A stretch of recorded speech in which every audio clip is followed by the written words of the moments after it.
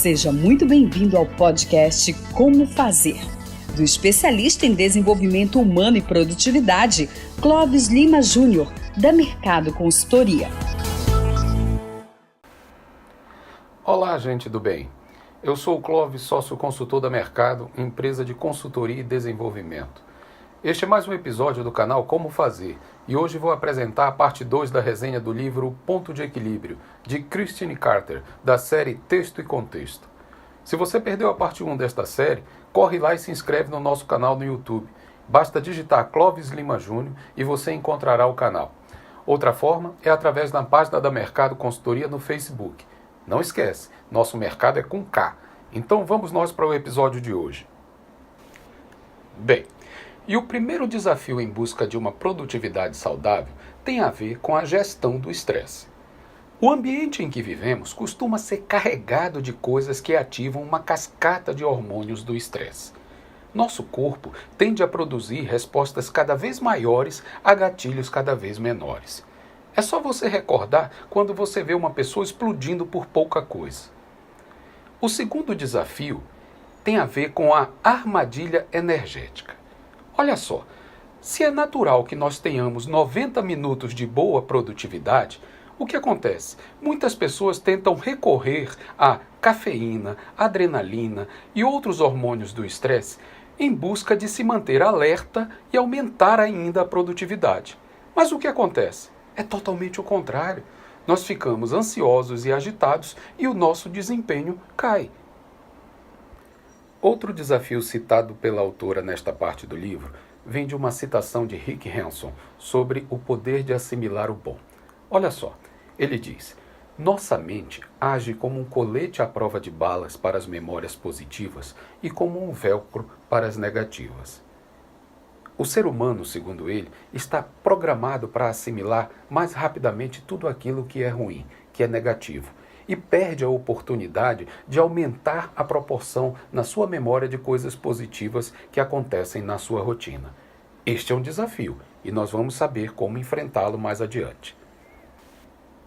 Complementando os desafios à produtividade, a autora comenta sobre as 3 âncoras que nos jogam para baixo. Preste atenção em cada uma delas. Primeira, a estafa.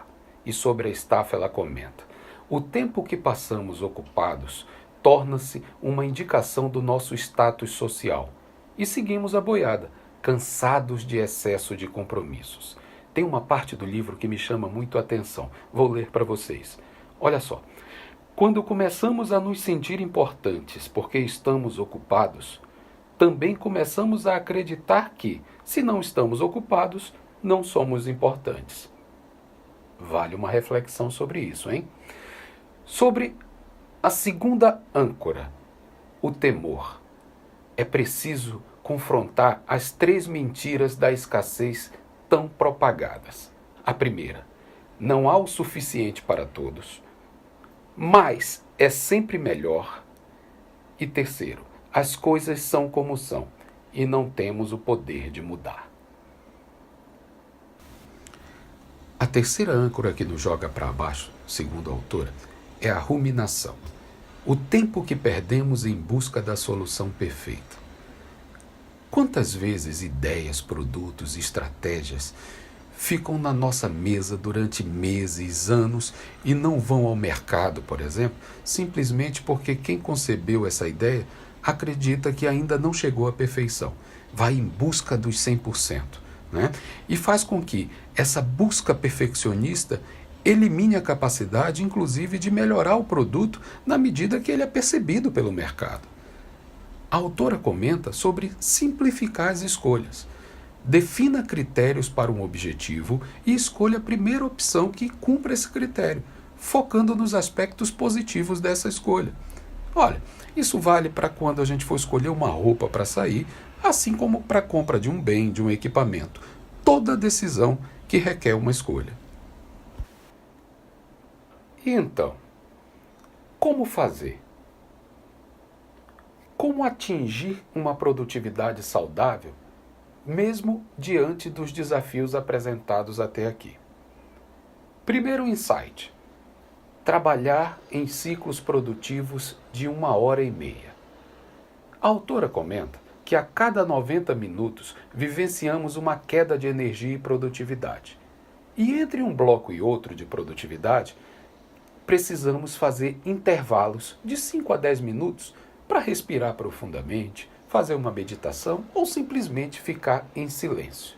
Isto é, recarregando sua energia para um novo ciclo produtivo. Vamos ao segundo insight.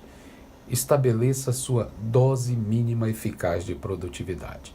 DME, como diz a autora, que nada mais é do que uma meta diária de produtividade constante, principalmente quando se pensa em projetos mais complexos, evitando cair na armadilha de deixar tudo para o final numa correria estressante. É como se fosse um voo de cruzeiro que você estabelece diariamente de produtividade, né? Até como diz a autora, o nosso ritmo mais produtivo é sempre o mais constante. Terceiro insight. Se você não consegue controlar todas as situações de estresse, até pela própria pressão do trabalho, precisamos criar efeitos anuladores a ele. A autora comenta sobre a fisiologia da tranquilidade, que, por exemplo, pode ser ativada por um abraço carinhoso e a liberação positiva do hormônio ocitocina, um sorriso verdadeiro que acalma o coração e até por ficar 2 minutos na chamada posição de poder. Saca aquela posição tipo Mulher Maravilha? Pois é, a autora diz que é muito positivo, pois reduz o cortisol, aquele hormônio danado do estresse. Próximo insight é o que a autora chama de o ponto de virada. Lembra aquela citação que fala que a nossa mente age como um colete à prova de balas para as situações positivas e um velcro para as negativas?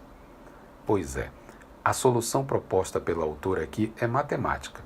É simplesmente aumentar a proporção de 3 para 1 em relação às emoções positivas e negativas. Ou seja, para cada situação negativa, você precisa proporcionar 3 emoções positivas em sua mente.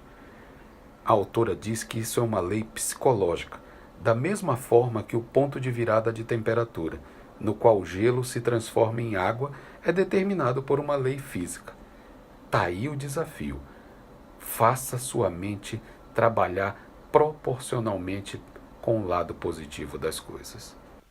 Quinto e último insight deste episódio. Crie uma rotina de hábitos positivos.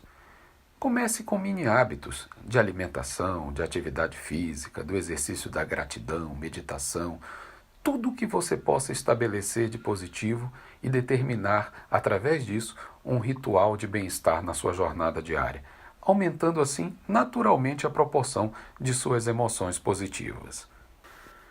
E assim vamos avançando neste livro espetacular, O Ponto de Equilíbrio, de Christine Carter.